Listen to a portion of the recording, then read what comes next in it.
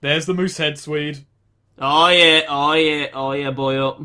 Now, we're required to unlock this place later on, but I'm getting it out of the way now because this place also has some of the best items in the town, so, you know. There is also an achievement for unlocking all of the locked doors in this game. Called Master of Unlocking. Ho ho ho, Capcom, you poorly translating fucks. I mean, here's the question though, why the fuck do they sell broadswords here? Well, many people hunt with broadswords. Excellent, Snake! Excellent! Sweet, have you not seen that it's a new law now? Hey, yes! Did I mention that the developers are Canadian? Oh. Oh, it's a Canadian moose. Actually, I did have a problem there. I was trying to close the door, but because the moose head was there, he instead dropped it to pick up the barrel. He dropped it to pick up a barrel, to close the door to pick it up at the same time again. Also, because the moose head is a heavy item, if you change weapon, it just falls off his head. Just like tumbles off. Wait, that dude needed a beer, and there's tons of fucking beers around here. He thinks I'm the barman. Yeah. Oh. I look like a local, don't I? Yeah, you with the hat and the shirt, yeah. Yeah. Sorry. Oh yeah, you can actually hit other survivors a lot, and eventually they will get mad and defect. And a funny thing is, if you're on low level and you've given a survivor like a shotgun or something, and then they defect, you're fucked, because they can fire that ad nauseum, no problem. So don't give them shotguns. Don't give them shotguns if you plan on making them defect, because I had an experience when I first played Dead Rising 2 where one of the survivors defected and just tore my shit up. Mind if I explain this? Go ahead. This is the juicer, or the blender as you want to call it. You can take certain items such as combining 2 orange juice to make nectar, and they'll have like an effect on you. So if you combined milk and coffee, you will get a quick step, or say 2 wines, you'll get a quick step. There are multiple combinations, and you can use them. And not only will they have an effect on you, say like giving you slight immobility or speed, they also affect survivors with you. Oh, do they? Yes. That I did not know. They're also by far and away some of the best healing items going. Like, if you have 2 shitty healing items, it does sometimes pay up just to combine them. They heal 8 points. Which is really good. I forget, Snake, was this moose head in Dead Rising 2, the main game? Yes. Yeah, it is. Oh, good. Because I think I have found a new favorite weapon then. It's in every game. Except for the first, obviously. Oh. Yeah, it's also, you shouldn't wear this when you're going into stuff like this. Even though I was under the impression it didn't appear in cutscenes.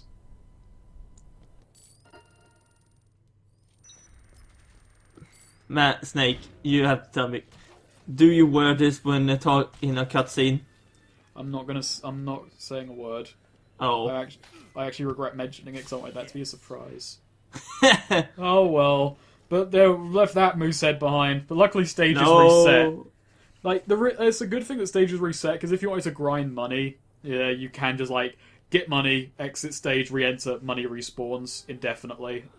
You know, what's Chuck's grand plan here? Obviously he's doing the bike and fixing it for him and his daughter, but is he gonna have all these survivors on it too?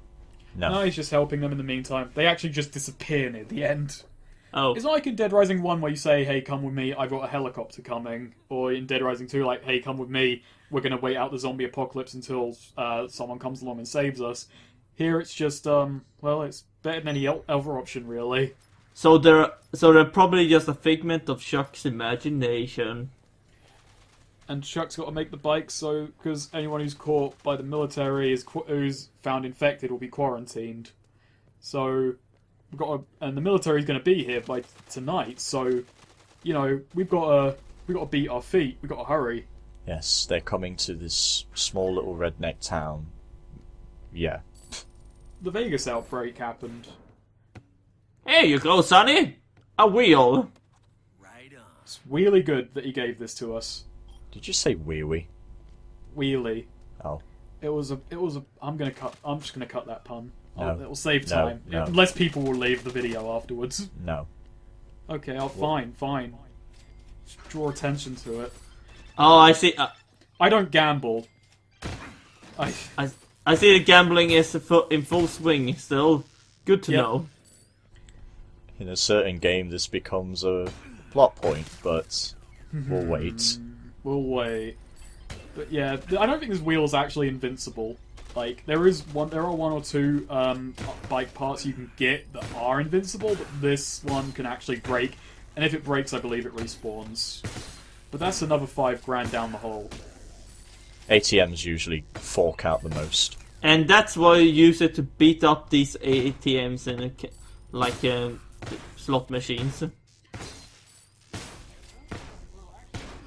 I was under a false impression when me and Goff were playing through off the record like a few weeks ago that hitting ATMs or hitting stationary objects doesn't damage your weapon. It actually does. Yes. Yeah. You should never assume things, Snake. That's... Assuming makes an arse out of you and me, as the saying goes. Now, I'm checking him with here. Typically he flags you down, but in my practice run of this, he didn't, so I nearly missed some survivors, so I'm now kind of paranoid in my recording. But, so yeah, you're gonna see me going up here occasionally, just wasting time. Garbage bags. Some items you can break, drop new items. Like that had a full box of nails in it. Don't ask. They'll usually never drop anything. Say, they'll have like chips or is it like we call them crisps because we're English, or the nails or something. Sometimes rotten food items which heal you but make you sick. It's actually not really worth it because I think if you're sick, doesn't it actually take away a bar of health? No, it doesn't. It just stops you. Oh, really? Yeah, it just stops you. There is actually a purpose to being sick. It's a tiny one, but it helps out. What else is there? It's like alcoholic health items are some of the most effective in the game, but if you drink 3 of them in a row, regardless of whether it's 3 bottles of beer or 3 whole bottles of whiskey, it will make you sick, which begs the question as to the alcoholic content of both of those items, really. Also, I really regret saving Gemini, because once you save her, she just stays in the safe house and cries on a loop, which gets annoying. Well, it's a zombie apocalypse, you gotta cry sometime. But she seemed to be in a better mental state when she was in a bar surrounded by zombies. Now she's in a much safer... Maybe she should just stop standing by the fence looking at them. No, Snake, she was surrounded by booze. Now she's surrounded by old cars, beaten down old cars. And that's more depressing? Yes! These cars used to have a purpose. They used to be fine cars people rode in. If she's really upset about seeing all the zombies, why not stand somewhere that isn't fully exposed to the zombies? She's not thinking this through very much. Now, there is one thing I don't show off in this run that I'm kind of sad about, and that is that I know you can get on the roof of the safe house and there's a sniper rifle up there, but I couldn't remember the way up there, couldn't find it in my practice run, and I thought it was this. It isn't. So I just jump around here for a minute, and then my brain says, this clearly isn't the way, let's just forget about it, and then we do.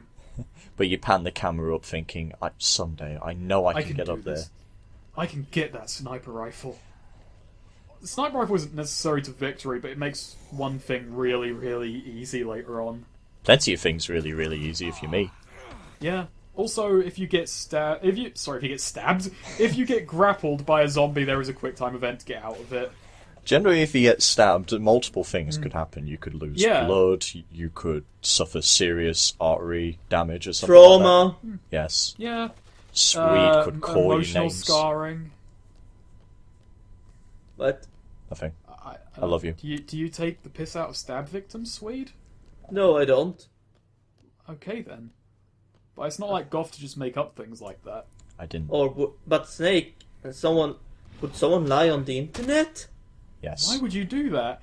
If you get hit with this heavy item, it goes away. Now, we need to make a stop-off and walk past the most depressing thing in this game. This is actually the better item to use if you want to get around faster, because you'll run a little bit faster and you'll kill loads in your path. Yep. So you might get PP up. Mm-hmm. I accidentally picked up this cactus plant. May as well use it. Because that's what Dead Rising's all about. Yep. And if we look to the right, we'll see the most depressing item. There it is. Hello, Pearl Man. I'm sorry, I have no idea what you're talking about, Snake. Well, the Mega Man fans will be sad. I'm indifferent, frankly. Yeah. How's life, Proto Man, as a cardboard cutout? Mega Man, I see. It's about to get worse. Mega Man to me just seemed boring. I'm not really big on, like, 2D side-scrolling shooters, so it's not really my jam. Yeah. I like some of the games, but don't really care too much about this. Anyway, Dead Rising 2, killing zombies! Door unlocked. We need to get to this back alley to get an engine that someone's just left lying out here.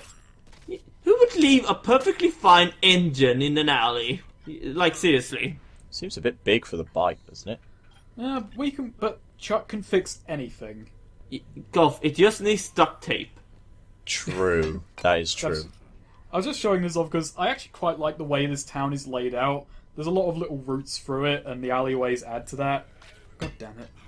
How dare you make me drop that. As you can see, I'm kind of, I can forgive and forget with these zombies. I'm a member of Cure before it was cool. Oh, yes. That's all I have to say about that. Oh yes. Yeah. A little call forward. We also, I found earlier on, I found the shed key. We need that to get the bike forks. The bike forks are actually invincible. So you could use them as a unlimited melee weapon. They're kind of shite though. Also, platforming in this is kind of awkward because their movement is a little rigid.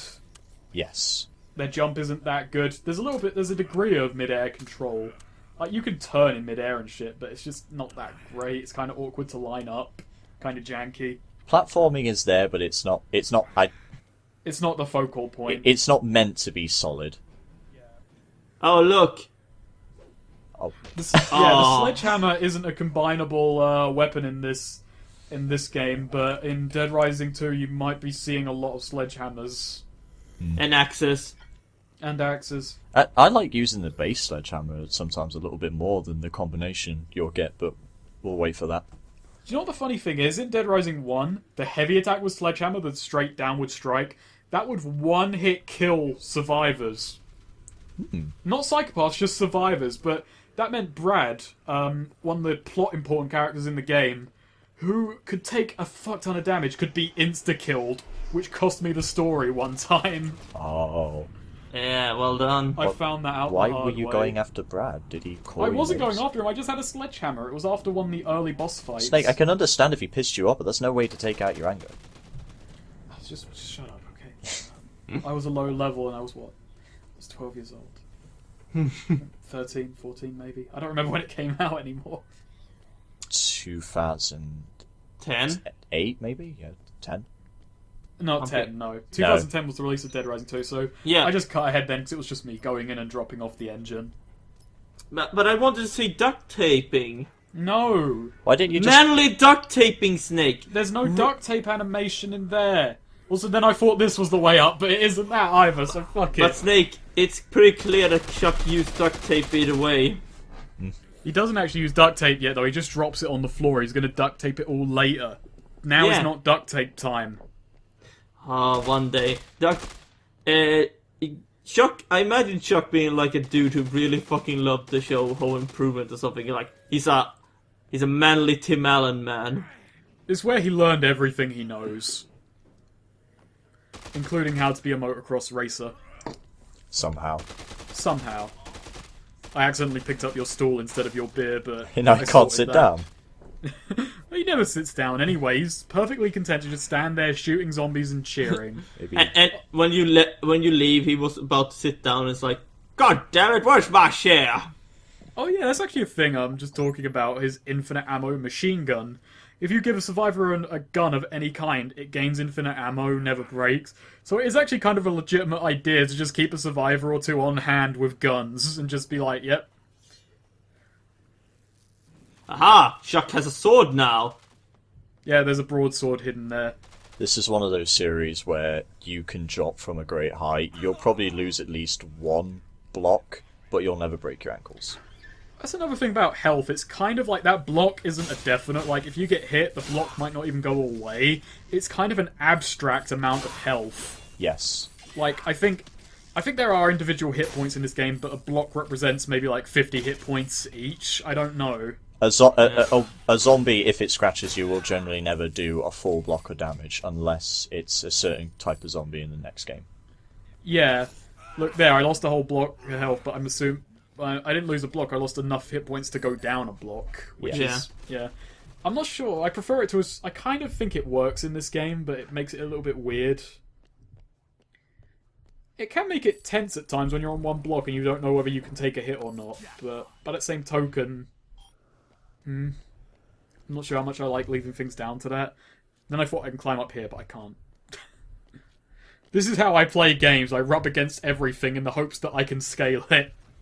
I'm sorry, Snake, you can't climb it. But, you know, you might like the new Zelda. That what I apparently brag about you being able to climb mountains. They said that about Skyrim, and I didn't care that for much of that either. Well, Snake, I don't know then. Maybe you would like a Tomb Raider game. Are you just saying I'll be able to climb stuff in that game because it's called Rise of the Tomb Raider? I don't think it's literally Maybe. rising.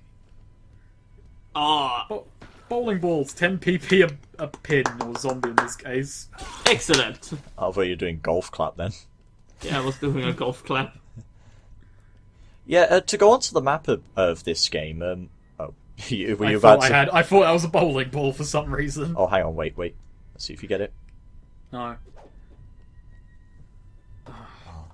Close. I'm not gonna... it was a bit of a split. I couldn't make that up on the, the You second. don't move to another fucking lane, Snake. There's no one here! You don't do it. You don't cheat like this. Did better then. Wait, what are you doing? I'm making my own rules. Snake, you can't do this just Strike. because Strike! it's not a strike. It's not a strike. What's the other called? Spare. Yeah, it's a spare. That reminds me of an Anyway, episode it's of... still better than it was in GTA 4, okay? That reminds me of an episode of Malcolm in the Middle where he, for the whole... They go to the bowling alley or something, and Lois is just pissing off Malcolm, and he can't make like a split or anything at all. So at the end, he just like walks over to the pins, throws it in, and still misses.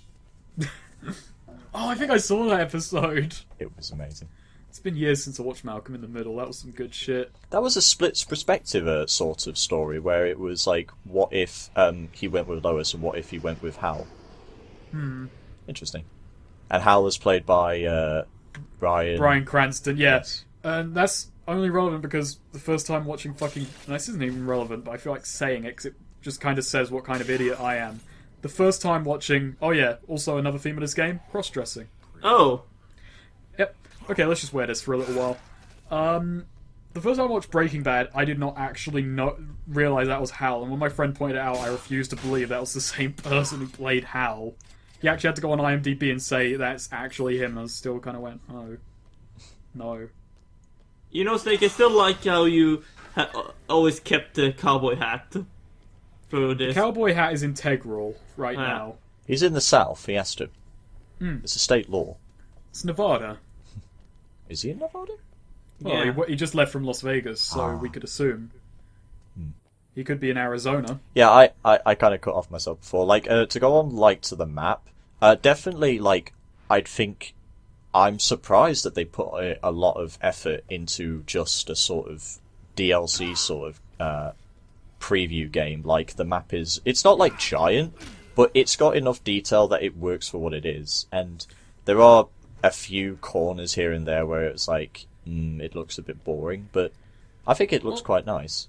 The thing I like about it is it hasn't just been made to accommodate just the story. There are useless areas in there that you just get rewarded for searching. Yes. Nice little extras. I like in a game where there's just an area that just exists just for the sake of being there, because that at least shows, well, they tried to make a place that feels like a place, not just a conduit for the story to happen inside. Like, Steel Creek is a shitty little town, and there is a lot of stuff you can explore that doesn't even need to be explored. But that's what exploration is about. You know, I'm not gonna lie. Chuck wears that dress with style. He wears it well, even if it's clipping through his leg a bit. Yes. about female clothes, he will actually break the fourth wall and call out the player going, seriously, if you put him in female clothing. Yeah. Sometimes he does say stuff like pretty though, so he's ambivalent about it. He has fashion sense. Frank's a little bit more into it, which is strange. He has covered wars, He's earned the right. I'm not sure why you have to earn the right. If you want to dress in women's clothing, by all means. Yeah. Yeah. Yeah. Yeah. I don't know why you keep repeating, yeah, I wasn't joking. Yeah! Go ahead. You have No. my permission, like you needed it. No, I'm just agreeing. Yeah. Let's visit Bob again. Yeah. No, he still has nothing useful to tell us. We can't even make conversation. Wow. So let's just platform it up a little bit more. Because there's another way to get to those buildings, and it's this way.